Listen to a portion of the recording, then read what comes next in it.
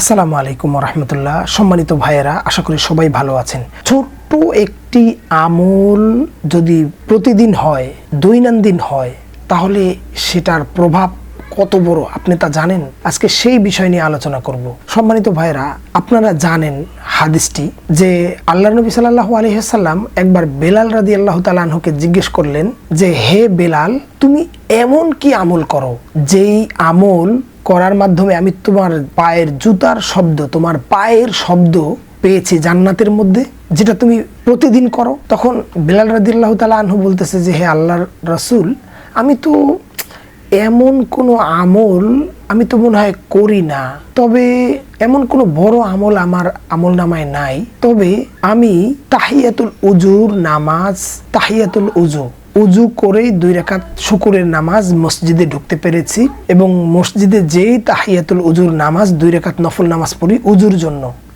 আমি এই আমলটা প্রতিদিন করি। তখন আল্লাহ রাসূল সাল্লাল্লাহু আলাইহি ওয়াসাল্লাম বলছে, হ্যাঁ, এই আমলটাই তোমাকে জান্নাতের মধ্যে পৌঁছে দিয়েছে, তোমার পায়ের শব্দ জান্নাতের মধ্যে শোনা গেছে। তো সম্মানিত ভাইয়েরা, আমলটা ছোট হতে পারে, কিন্তু আমলটা যদি প্রতিদিনের হয় তাহলে এটা যে কত বড় উপকার সেটা আপনি কল্পনাও করতে পারবেন না। আসুন আমরা ছোট্ট একটা আমল হলেও প্রতিদিন করি, ইনশাআল্লাহ আল্লাহ তাআলা আমাদেরকে কবুল আর মঞ্জুর করবেন। আসসালামু আলাইকুম।